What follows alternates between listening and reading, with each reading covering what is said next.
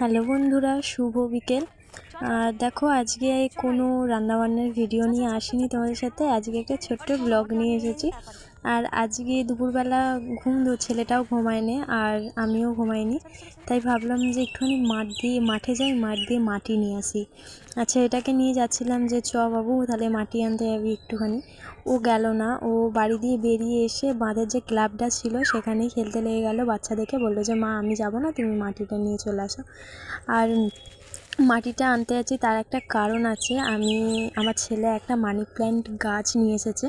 সেই গাছটা প্রায় 2 মাস হয়ে গেল একটা জলের বোতলের মধ্যে বসিয়ে রেখেছি, কিন্তু একটুও বাড়েনি গাছটা, সেই যেমনকে তেমন হয়েই আছে।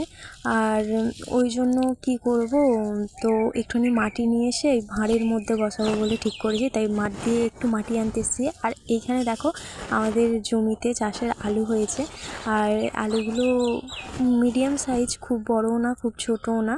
তো এবারে আলু খোলার সিজন চলে এসেছে আর টাইমও চলে এসেছে।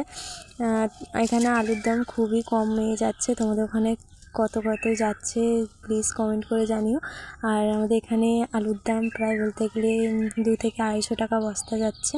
আর এখানে দেখো, এই যে মাটির ভিতর দিয়ে তোমাদেরকে আলু এনে আলুগুলো বার করছি। কি ভালো লাগছে বলে আলুগুলো দেখতে।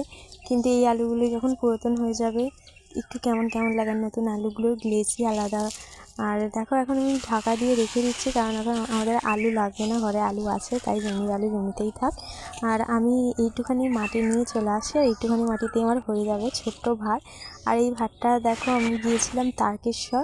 আর তারকেশ্বরে যে বাবা তারকনাথের প্রসাদ দেয় ভাঁড়ের মধ্যে, নকুলদানা বাতাসা, এর মধ্যে আমি এই ভাঁড়টা ফেলিনি, আমি এই ভাঁড়টা রেখে দিয়েছিলাম। আর এই ভাঁড়টার মধ্যে একটুখানি নিচটা ছাঁদা করে দিয়েছিলাম, যাতে জল ঢল দিলে যাতে বেরোতে পারে। আর এই যে এই বোতলটায় মানি প্ল্যান্ট গাছটা বসিয়েছিলাম, কিন্তু বাড়েনি, অনেক দিনই বসিয়েছিলাম, তাই জন্য ভাবলাম একটুখানি মাটি দিয়ে এই মানি প্ল্যান্ট গাছটা ভাঁড়ের মধ্যে বসিয়ে রাখি। একটু মাটি আর ওপর দিয়ে একটু ঘুঁটে গুঁড়ো ছড়িয়ে দিয়েছিলাম।